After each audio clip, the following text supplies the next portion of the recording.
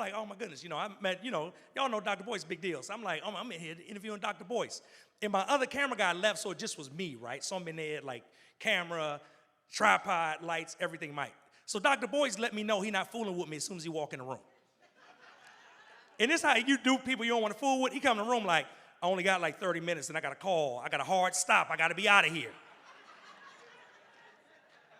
If you ain't know, y'all, that's how you do it. Like when you don't want to fool with somebody longer than you got to, you just set the expectations from the beginning. He's like, do whatever you can do in 30. So then we do the interview, right? And I felt like he was feeling good. The energy was good. And then at the end of the 30 minutes, he say, I'm about to go to lunch across the street. You want to come with me? And I'm thinking, Negro, I thought you had a meeting with a hard stop. But did I go to lunch? I packed my little stuff up. I was like, here I come, Dr. Boice. So we had Dr. Boice's movie, right? Generation One, The Search for Black Wealth. When we sold it, one of the things we did is we already had 4 other movies called the Black Family Film Pack. 4 films every black family should have, right? Happily Ever After, You Save Me, Men Ain't Boys, Still Standing. And when we bundled them together, it was $80 worth of DVDs. But instead of saying, hey, you can get $80 worth for $60 as an upsell, we then bundled on a bunch of digital products, ebooks, audiobooks, courses. Now, that increased the perceived value without messing with our profitability. So now, all of a sudden, we was able to say, instead of $80 worth of stuff, you get $250 worth of stuff for just $60. That drastically increased the amount of money we made when we pre-launched that movie, just by asking one question. You buying this? Would you like this? Y'all understand? Y'all with me? All right, another example for you. This right here from Amazon, right? Amazon said these things are frequently bought together. Anybody ever seen this before? Right? Besides frequently bought together, they also say what? Customers who bought this also buy this. Has anybody ever bought those things at the bottom of the page from Amazon when they suggested it? All right, one brother right here like, nah, he holding out. Like, nah, I refuse. They won't get me, Doc. The rest of us, right, they done got us. Now,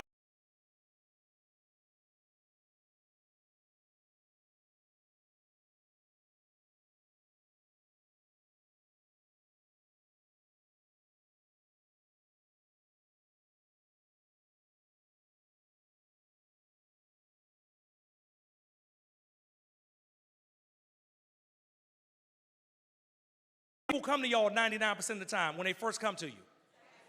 Tax time.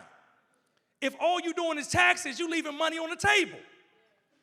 When they come to you for taxes, you can say, hey, you coming for taxes, but you know you overpaying. And the reason you're overpaying is because you coming at the last daggone minute. Tax professional, I'm telling the truth. So you say, hey, instead of just coming right now, instead of doing just taxes, we need to do tax planning. Then we can work on this all around the year. And that gets you paid how much? All around the year, right? One question. You say, hey, when you came to me, it took way longer than it should have because you had bad books, terrible books. The CPAs right now like, man, you living my life. You can say, hey, I saw you had employees. Let's do employee benefits. You can say, hey, you know what? Who's doing your payroll? Just by asking one question, providing a more complete solution, you can make more money. We used to have a e-commerce shop, right, on Shopify called MarriageTees.com. We did it as a test and ran it up. And when we did it, we say, hey, people that bought the Queen Crown shirt also bought the King Crown shirt. Normally 30, you get a day for 25. How many extra questions is that we ask? 1. And on the website, it was automated, which means we didn't even have to physically ask it. For the first $100,000 we made in that business, $18,961 of those dollars came from that one pop-up asking that one question. What if I told you there could be another 20% locked in your business you unlock right now just by asking how many more questions? 1. If you ain't doing that, you can instantly make more money when you leave out of here. Y'all want to go deeper? Say deeper. All right, core level 3, referrals. How many of you referrals is the primary way that you get business? Right? There we go. Most of the room. I already know most of you get referrals, but you don't have a referral system. That means every week you wake up praying to God that somebody land on your doorstep because they got referred from somebody. Now, I hire a ton of black vendors all the time, right? Every week I'm paying somebody black. Now, the thing is, how often do I refer people, or when do I refer people to them? When they do a good job. That's not true.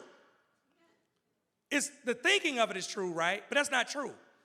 In reality, when I refer people to them is when somebody comes to me and asks me, do you know somebody that does this? And then I say, oh yeah, I do, because I know somebody do a great job. But just in the everyday flow of life and how busy we are, ain't nobody thinking about your business.